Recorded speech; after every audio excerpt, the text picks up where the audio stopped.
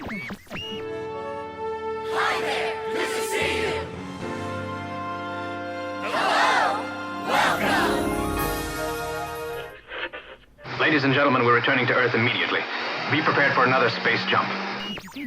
Now, as they say, look alive, and we'll continue our little tour.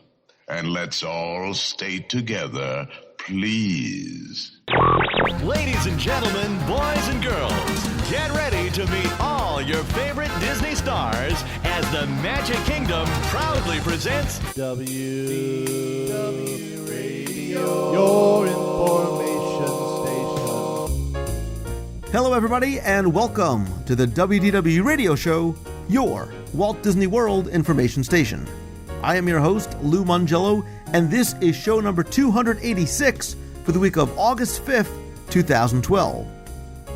This past weekend, I attended the PNW Mouse Meet, an annual fan event which takes place every year in the Pacific Northwest, and once again had the privilege of interviewing a true Disney legend. On this week's show, I'm going to share my interview with the voice of Belle from Disney's Beauty and the Beast, Paige O'Hara. We'll discuss her career, the role of Belle, creating the film, and much more. I'll then have the answer and winner for last week's Walt Disney World Trivia Question of the Week and pose a new question for your chance to win a Disney prize package. Be sure and stay tuned for the announcement at the end of the show, so sit back, relax, and enjoy this week's episode of the WDW Radio Show.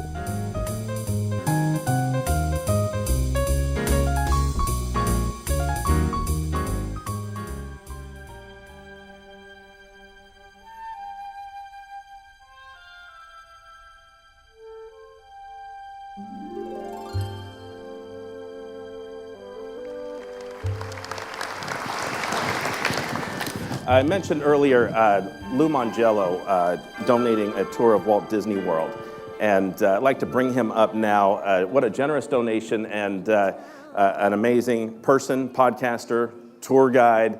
Does everyone in your gift bag, you got a CD? Yes. Lou, thank you, Lou, for those CDs.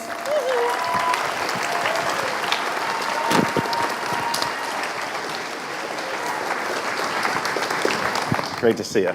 Thanks, so you donated this tour. Thank you so much. You've been doing this tour for a while now. What does it consist of? So the tour is basically a walking tour of Walt Disney World's Magic Kingdom, and we're going to explore everything from the history to the details to the overlooked experiences. Very sort of interactive. It's going to be a lot about what you like, what you're interested in, things that you remember, maybe don't remember. I may quiz you along the way, and chances are there will be a citrus swirl stop at least once or twice. So it's a lot of fun. If you've listened to the CDs, play them backwards. Watch what happens. But if you like the CDs or those walking tours, we'll get to do it together in person. It's a lot of fun. Thank you so much for that, Lou. Really appreciate it. I'm going to turn the stage over to you. We need to move on to the next speaker. That's all yours. Thank you for having me back. I really appreciate it. Been here since the first year.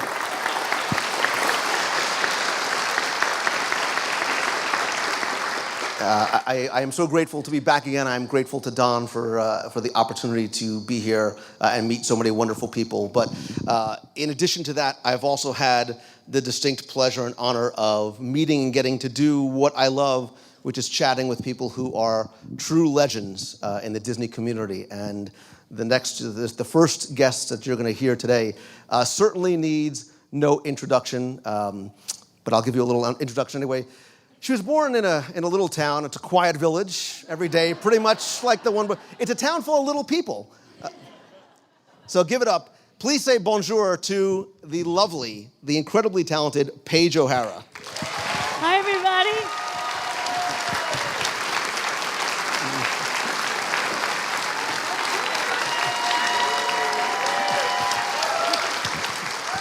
Hi. Thanks so much for coming. Thank you. Thank you. Do you have a preference? Yes. So, certainly everyone knows you for the role that you are most famous for, but I want to go back a little bit because that wasn't your very first. I want to talk a little bit about your background and how you got started. Well, actually, when I was 5 years old, I announced to my parents that I was going to be an actress. and I enrolled in a children's theater program. And along the way, I realized I sort of had a kind of a decent singing voice, and started taking voice lessons. And then I went to a performing arts high school, which my mother was the director of. And so I had a lot of experience through school. And then I went to New York at 17. That was back in the 70s, the mid-70s, and that was very bold, and I was kind of naive and didn't realize how hard it would be. But it was wonderful. I worked really hard.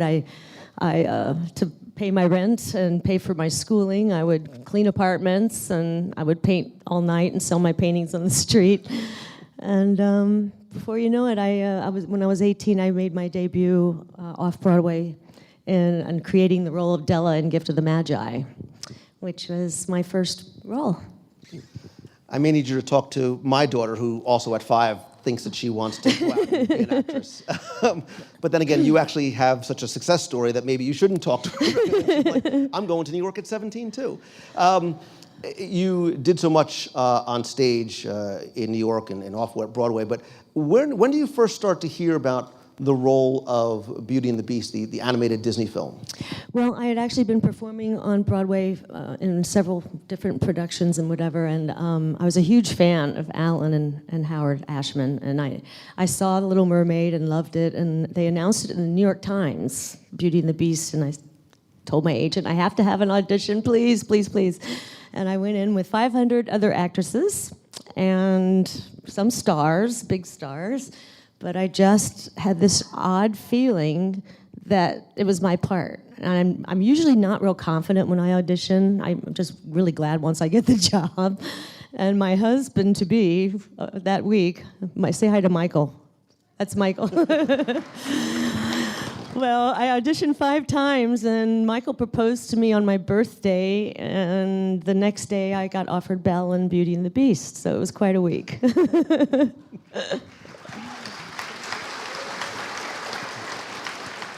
Had you ever done any voiceover work before? Because obviously that kind of role is very different than being out on stage every day. Yeah, the voiceover work that I had done is very different, though. When you're, selling, ice cream or selling iced tea, which I had a Lipton commercial, and I had a Maxwell House, and those kind of things paid the rent. But Belle, you're treating it as though it's a film. I mean, it's a character, full-embodied character with several levels, and you have to be able to portray that through your voice. And I was just very fortunate that I identified a lot with the character, and they liked what I did.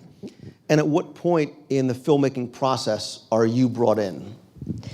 Actually, they had pretty much just done the storyboard for it, and the movie took 4 years to make. I don't think a lot of people realize that. Most of it was hand-drawn, except for the ballroom sequence, and a typical week, it would take an animator a whole week to draw 20 seconds of film. And it was crazy. It was a long process. So I was on the picture for 2.5 years. We would record a little bit, and then they'd videotape us. So that's why, the hair in the eye, that was me. I had hair in my eyes and little things that the animators take and make it real, And then we go away and we come back. And then at one point, they had finished Be Our Guest, and they threw it all out and decided it was wrong. So originally it was, they were singing it to Maurice, the father, and they decided that it needed to be sung to Belle. So that was about 4 months of work. That was, but they were perfectionists, and that's why the movie was so great, because they would not settle for anything but the best. And some of those changes that you talk about, relatively so far into the process, tell us, after you were brought in, how Belle herself changed. Well, she liked books a lot more. Belle was the first brown-eyed princess, which I was really excited about. And they just took I'm kind of odd, okay? I identify with the odd side of Belle, because I was always odd as a kid. I was listening to Gershwin when I grew up instead of Led Zeppelin, and, I was into art. And so that Linda Wolverton and I are very much alike in that way, and that she sort of went with it with me. And the great thing was, which they don't do anymore, is that Robbie Benson and I, the Beast, got to record together, and we requested that.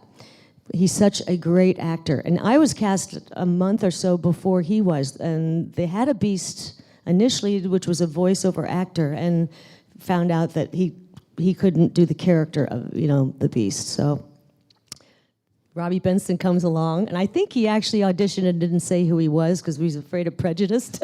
I think he used a different name. Was that true? I think it is. There you go. And then he got hired, and oh my gosh, that's when it all came to life, when I started recording with Robbie. He's a brilliant actor, brilliant director. And so how much, if any, of Paige is there in Belle? Coming on so relatively early in the process, how much input are you able to have either on the way the character looks or the way she sounds, or, Belle wouldn't do this, she wouldn't say this, or she should be more like this? There were a couple of scenes that I talked them into changing, and it wasn't just me, it was Robbie also. But I don't know if you want to know this. There was kind of a violent. I'll just tell you, the wolf scene was much more violent than it ended up being, and I am so glad that they didn't go overboard with that. It offended me, but what they were doing. But they changed that totally. But in terms of the character and my voice, it was weird. I got hired, and I came into my first session, and and Howard Ashman says, "Whoa, stop. Ethel Merman, you're not playing to the balcony here." It's like, because I was so used to projecting, And he said, "No, what are you doing? This big, high, loud voice." He says, "No, we want your voice. We want her to sound older and more soulful and wise." And so really, it was just my voice made softer. Like, for example, I would, give me a line, Michael. Line. I know. Gaston, you are positively primeval.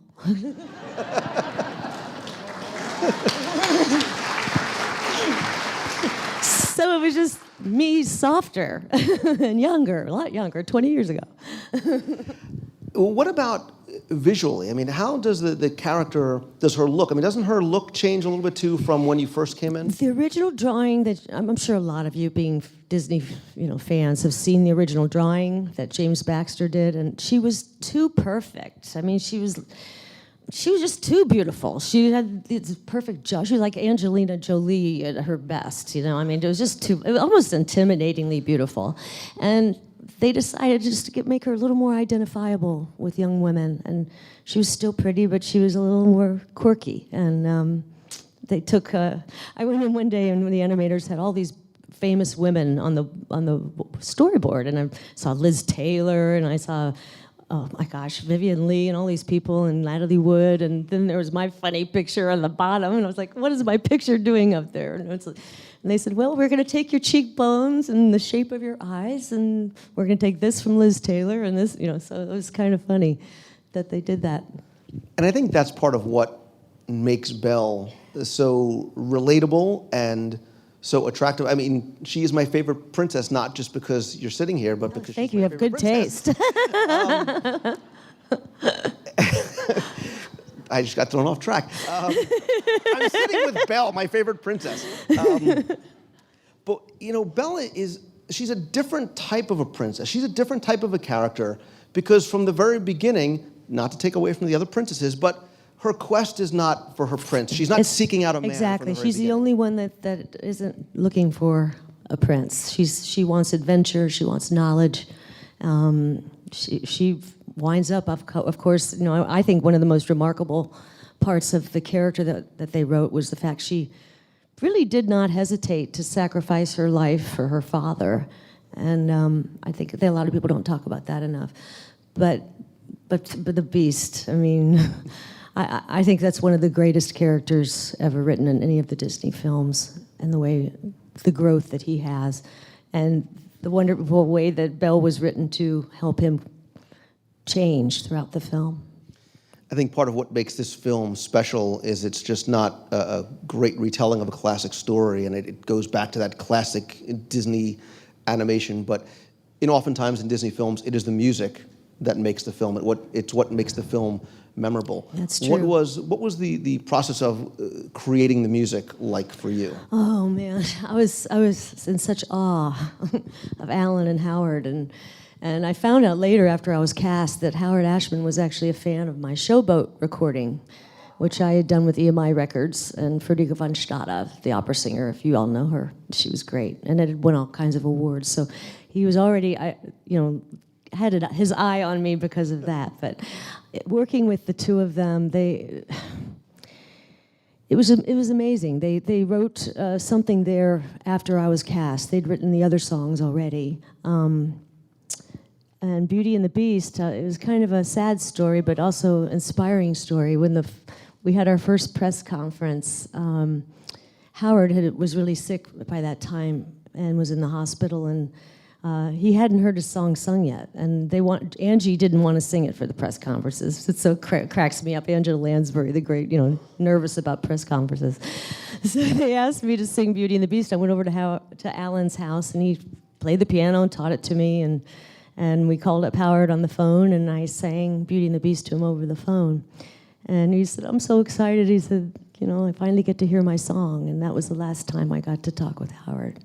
So I have a very soft spot in my heart for that song. Certainly, and obviously, Alan Menken, the scope and the breadth of his work. I mean, this is just another sort of feather in. Oh, unbelievable. I mean, even I just listened to the other side of, listening just to the orchestrations of, the non-sung music is unbelievable. And then, of course, all the Oscar nominations that they had.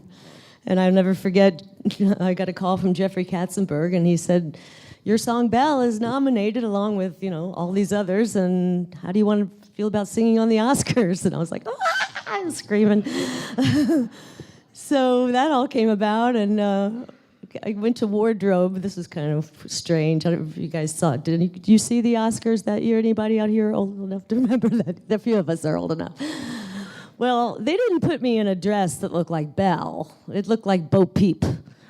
It was like stripes up and down and square, and then these little pantaloon things that stuck out down here, and it was horrible. And these big, gigantic ruffles, but it was this famous designer, and I had to wear it. And I was like, keep your mouth shut, Paige, just sing the song, And I'm sharing the dressing room with Celine Dion, and she was very young at that time and just become hugely famous. And oh my gosh, she was, like 23 years old, very poised.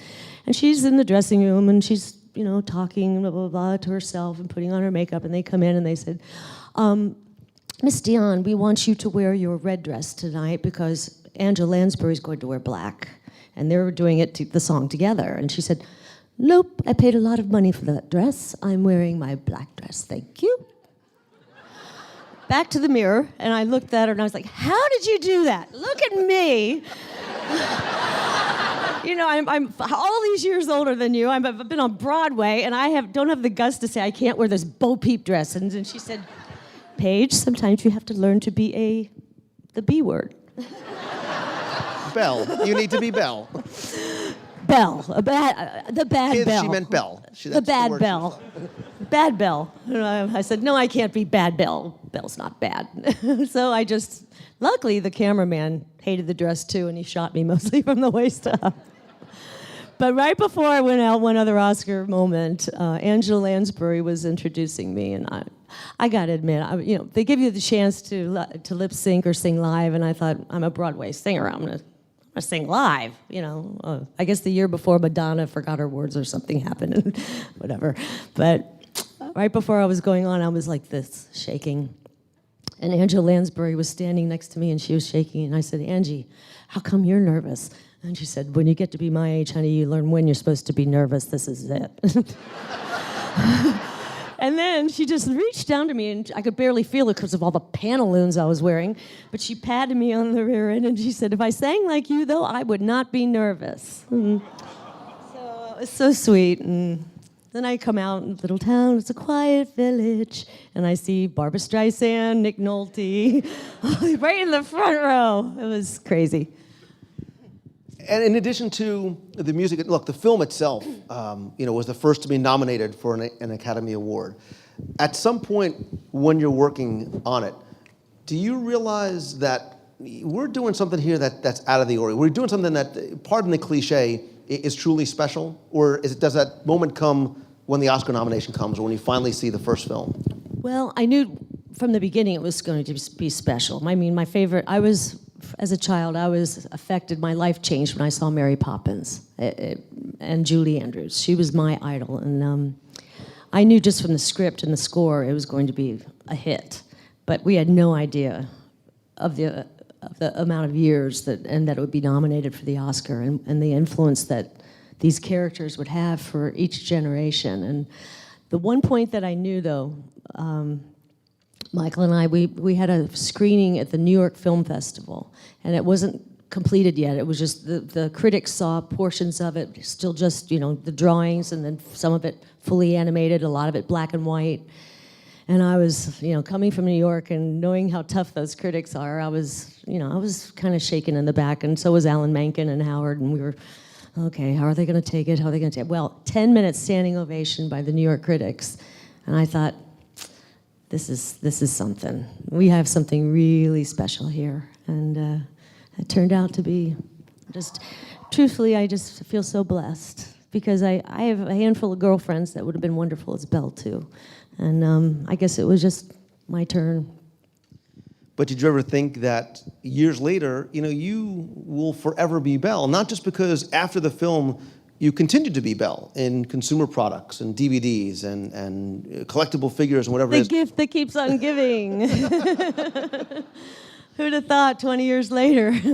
But it's been so wonderful, because Michael and I, we've had the chance, to do so much more charity work, because, as a Broadway actress, there's only a limited amount of audience that you can, appear at an event and raise money for, and, we can go to hospitals, we can do things, and Belle can accomplish things a lot, more than Paige can. There have been instances where, Make-A-Wish or whatever, sick children, and I call up Disney and I said, this little girl was in a horrible accident, and what's her name? Give me a, and they'd send me a box of toys to take to her, and these amazing stories. I also think you might find it interesting. My husband Michael played the Beast in the Broadway version. Michael, come up and say hey.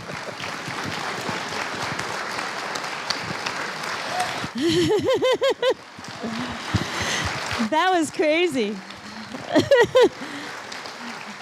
That was crazy. Michael played Raoul in Phantom of the Opera in LA for 3 years, and he came to New York. I've been in New York for 10 years when he came. He was a scientist first and then an actor, and that's right. That's why we're still together. He's more the biologist than he is the actor temperament. We've never done a show together. That's why we're still together. 22 years this year, not bad. Yeah.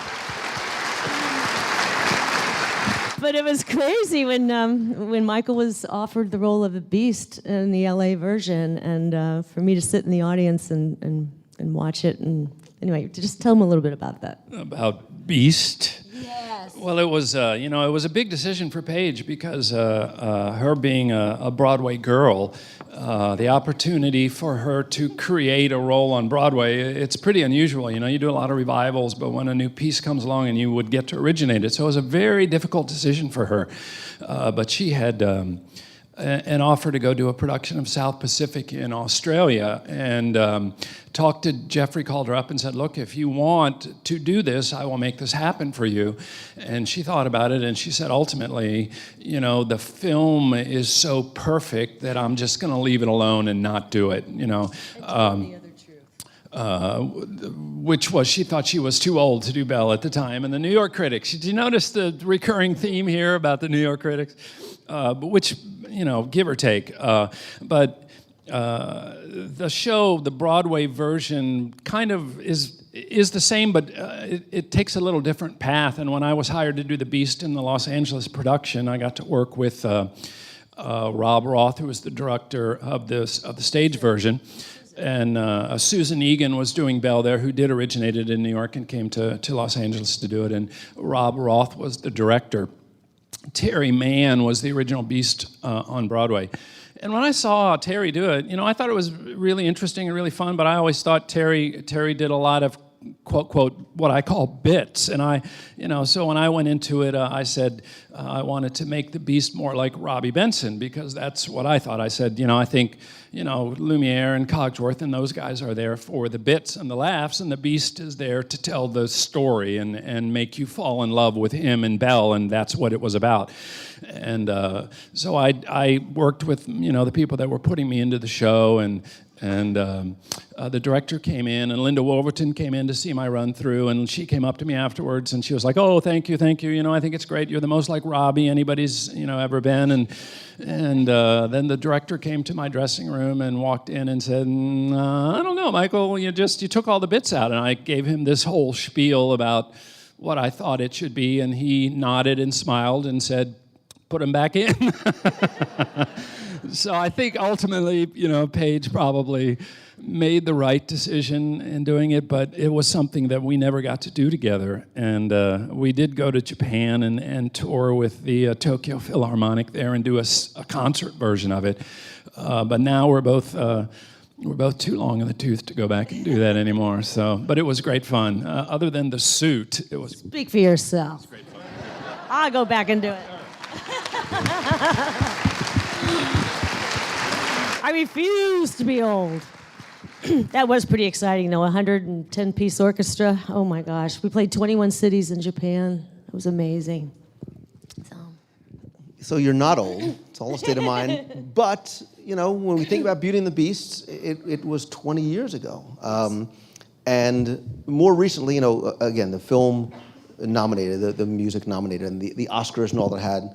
But for you personally, last year at the D23 Expo, you were inducted, appropriately so, as a Disney legend. Yeah, that was a moment I'll never forget. We need a little... Thank you. It's How did they let you know about the Legend Award, and what has it been like for you?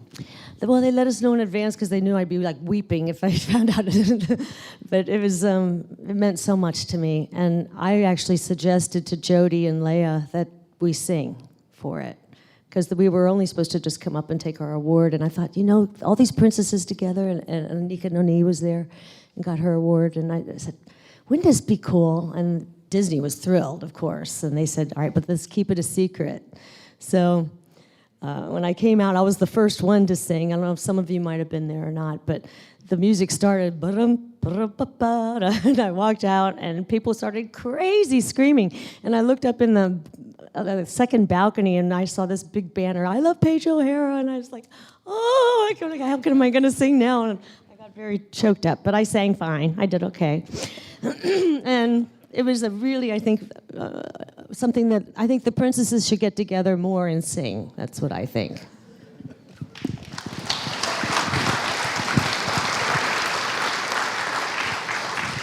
I want to hopefully leave time for people to ask you some questions who may be here in the audience, because, again, it's such a rare opportunity. But before we do, two quick things I want to get to. And one is about them. It's about the enthusiasts, the fans of the film and the fans of Paige. Because now, do you find that you're getting recognized as Belle? And when you come to events like this, and I certainly want to talk about your art, but when you come to events like this, what is it like now being able to have fans who saw the film first in theaters and other fans who are seeing it now sort of for the first time coming up to you? Oh, I love it. And because demographically, I have fans that are older than myself, and ones that are, 4 or 5 years old, and I get mail from everybody, and the film affects so many different people in so many different ways. And I was a Disney fanatic before I got this film. I mean, Mary Poppins got me hooked, and I kid with Michael when I was so poor starting out in New York, and I was poor, I would still every Saturday go do the double Disney feature just to keep my mind open and not be so sad about how am I going to pay my rent. But so I was a Disney fan before, and I just am so grateful that there's so many still Disney fans in this crazy world that we're in now. And I think it's probably the number of fans for Disney is even larger now than ever, which is phenomenal. Absolutely. And events like this that help bring people together and give us a chance it's wonderful. To meet you. Oh, it's so wonderful. Thank you all so much for coming. I appreciate it.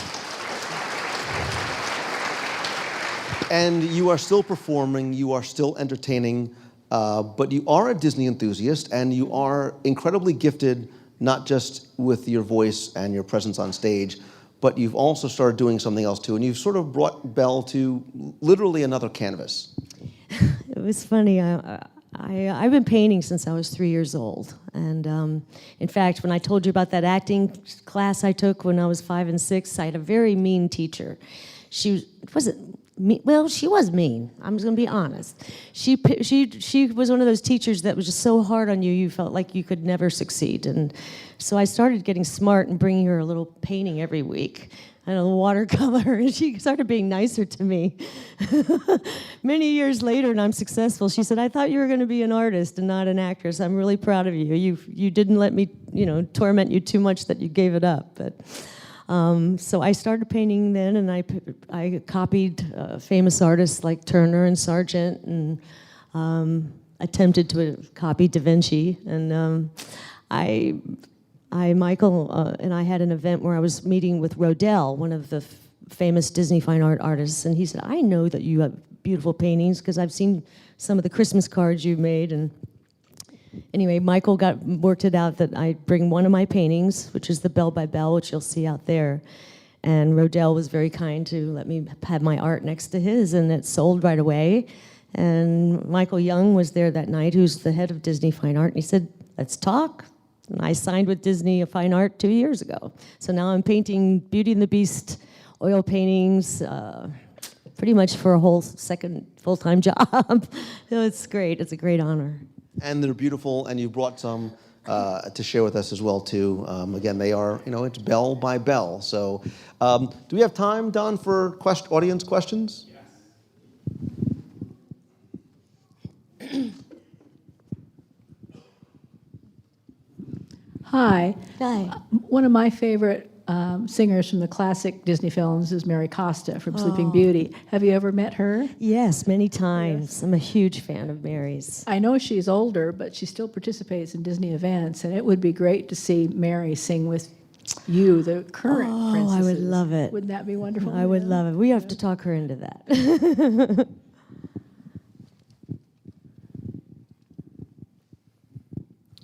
I think everyone's thinking this, but could you sing for us?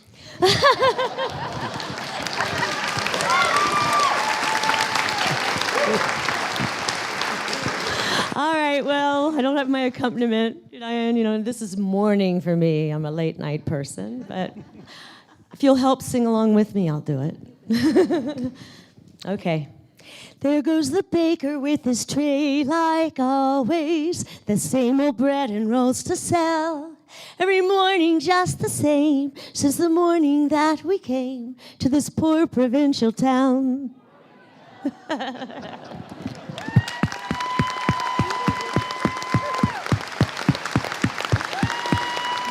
Thank you. I promise next time I'll warm up and really sing for you. Okay. Any other questions? During the scene in Beauty and the Beast when Belle was caught in the West Wing, did you record that with Robbie Benson, or were you separate? When he sees me about to touch the rose? Yes. That was done separate. You're an amazing actress for faking that big a scare.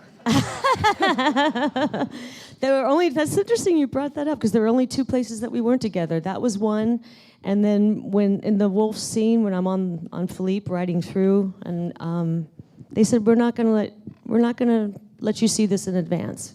We're gonna put you on a microphone and you react naturally. So that was the only time that they actually had the animation first. So. Hi. One of the things that made Belle so relatable to me growing up was her love of literature. And I was just wondering, what is Belle's favorite book and what is Paige's favorite book? Oh, gosh. The Bible's my favorite book.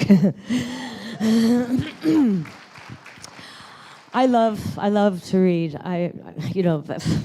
Michael says, I'm from another century because I still buy books and stuff. He bought me a Kindle Fire to start actually using it. But I like to read everything. My recent craze was the James Patterson Maximum Ride series. And I want to see that made into a film. And that Max character, my mom, before she passed away, the first book, When the Wind Blows, had just come out, and she said, "Paigey, you remind me so much of Max. You got to read this." And I was so flattered. I was like, "Mom, I didn't know I was that strong." You know, I'm pretty tough, but no. But I love everything, and I love the classics. You know, and I also really, my mom, her influence on me was Shakespeare because she taught Shakespeare. So my first role in New York was a showcase where I didn't get paid, but I played Juliet in Romeo and Juliet, and that was really cool. I was actually in an acting class briefly with Meryl Streep, and Joanna Merlin was our teacher, and I only got to do like two classes with her. She just was becoming famous so quickly. And I remember the second time I worked on it in class, on Juliet, on the monologue, she just walked by me and said, nailed it, go get it. It's like that. It's like, and she wasn't the famous Meryl Streep, but we all in class knew she would be because she was in her late 20s, early 30s, and it was right before Kramer versus Kramer. And so that was kind of cool. I think I have time for one more.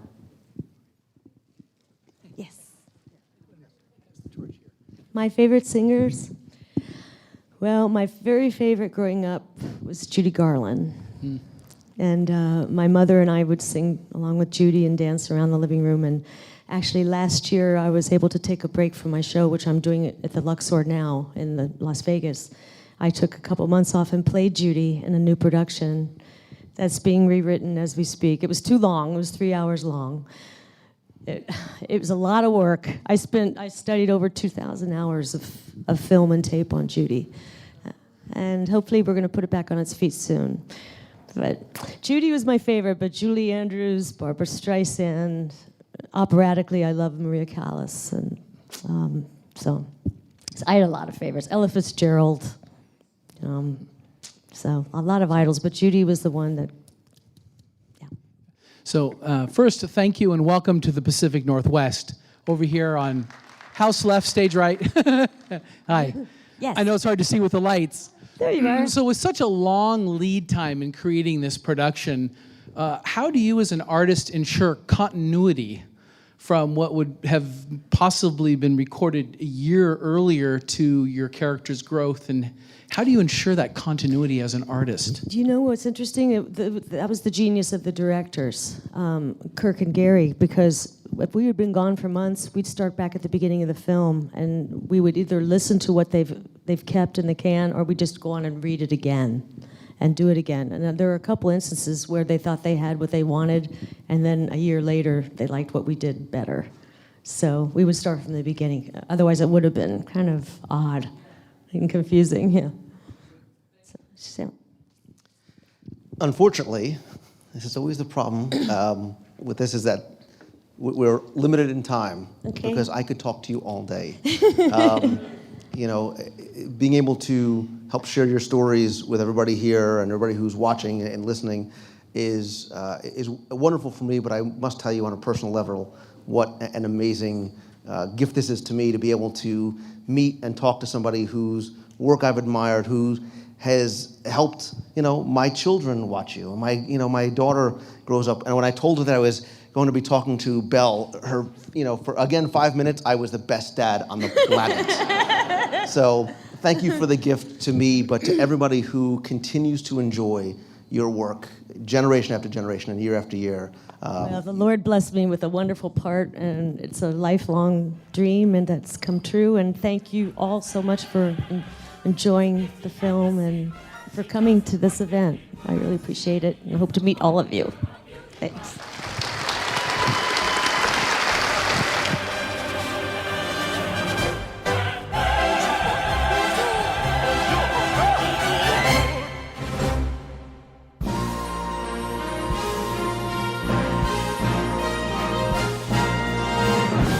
It's time for the Walt Disney World Trivia Question of the Week, where I challenge you to test your knowledge of Walt Disney World history or details, maybe play a sound clip or quote a line from an attraction or show, ask you to identify where in Walt Disney World you may have heard it. I'll randomly select one winner each week for a Disney prize package. But before we get to this week's question, let's go back to last week, review the question, give you the answer, and select our winner. So last week we talked about food in Walt Disney World, and I said how everything in Walt Disney World speaks, meaning everything has a story, including even the restaurants. And so what I asked you to do was tell me what Walt Disney World restaurant was inspired by a 1955 Disney animated feature film. All I needed was the name, and you all again came through. Hundreds of you got it right that Lady and the Tramp inspired Tony's Town Square restaurant in the Magic Kingdom. Remember the trattoria where Lady and the Tramp sort of shared the spaghetti and the kiss in the Disney classic film. Again, congratulations to all of you who got it right. We did randomly select one winner, and this week's winner, who receives all 6 of my audio walking tours, a WDW Radio luggage tag, button, and a Disney Parks Vinylmation, is Christina Fahey. So Christina, congratulations. Please send me your address. I'll send you out your prize package. If you didn't win, that's okay, because here is this week's trivia question of the week. So after talking with Paige O'Hara this week, I thought it appropriate to ask a Beauty and the Beast related question, but needed to tie it back to Walt Disney World. So as you know, Beauty and the Beast is performed multiple times daily at the Theater of the Stars, right on stage on Sunset Boulevard at Disney's Hollywood Studios. The attraction premiered on November 21st, 1991. And so your question this week is, what's the significance of that date? And here's a little bit of hint for you, exactly what I'm looking for. Something else tied to the film happened that day. For the very first time ever, something else tied to the Beauty and the Beast film happened on the same day that the attraction premiered. What was it? Email me at contest@wdwradio.com. You have until 11:59 p.m. on Sunday, August 12th. Again, we'll be playing for all 6 of the audio tours, a luggage tag, button, and why not, we'll throw in a Vinylmation as well too. Good luck and have fun.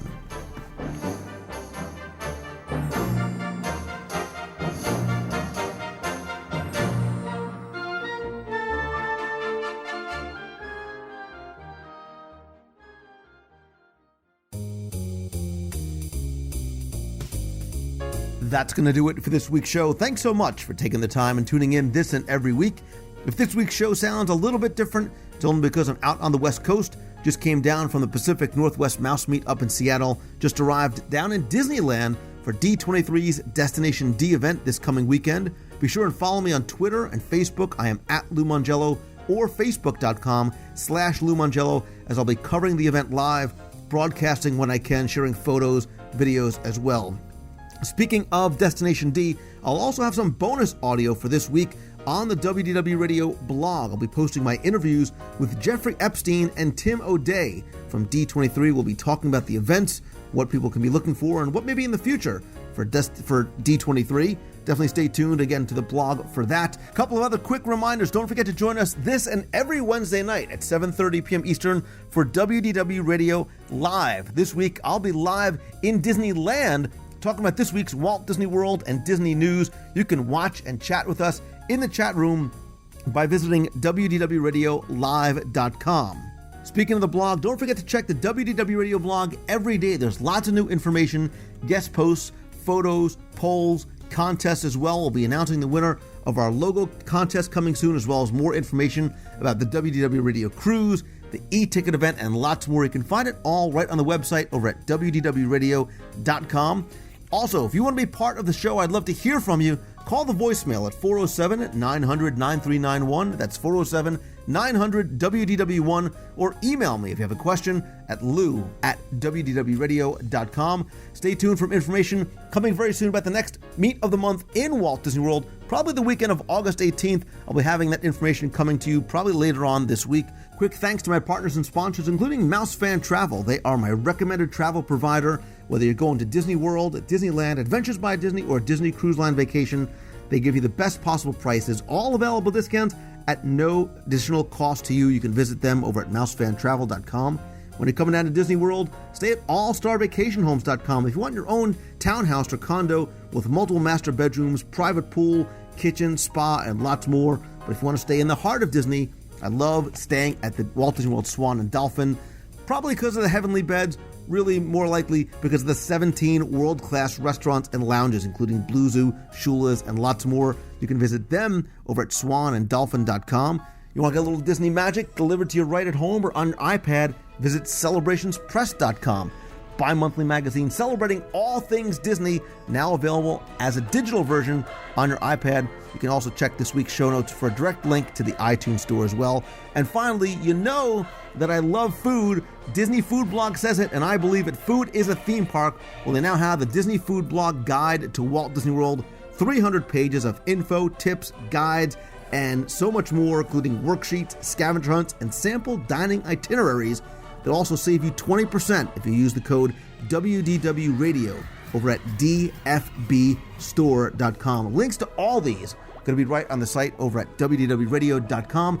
Cutting the announcements a little bit short this week. Again, because I'm out in Disneyland, stay tuned for more coverage of Destination D, more interviews from the Pacific Northwest Mouse Meet, lots of other segments as well, too. More importantly, as always, my friends, and you are my friends whether you have met yet or not, if you like the show, please help spread the word. Let others know about it. Tweet out that you're listening. Tell your friends, share it on Facebook, Pinterest, Google+, or on your favorite discussion forums. And please, come by, rate and review the show. Very, very important, very helpful over in iTunes. Finally, and most importantly, I hope that every day you focus on the positive and take positive steps towards fulfillment of your dreams, and always, always keep moving forward. I hope you guys have a great week this week. Hope to see you on Wednesday. Hope to see you this weekend if you're going to be out in Disneyland. So until next time, see ya. Hey Lou, this is Blake Taylor. I write some of the teen columns for the WDW Radio blog, and I am calling you live from Main Street, USA at Disneyland. We have been to Walt Disney World many times, headed out to California for the first time this summer. Not directly because of Cars Land, but Cars Land was certainly an incentive. And you were absolutely right on your podcast. The Imagineers have just outdone themselves. I know we say it about every new thing they come up with, but they have truly just immersed guests in the world of Radiator Springs. And I think it's a huge indicator of the type of experiences that we'll be seeing coming up on New Fantasyland and the Magic Kingdom. Just outstanding. And then on top of that, just been wonderful to stroll the park that Walt actually strolled himself. A lot of history here, and I would definitely say Orlando fans, definitely make it a priority to get yourself out here at least once. I don't think it'll be quite as a regular thing for us as Disney World, but just to come out here at least once has just been incredible.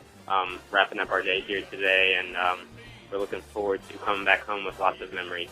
Thanks, and keep up the great work of the show. You've got a friend.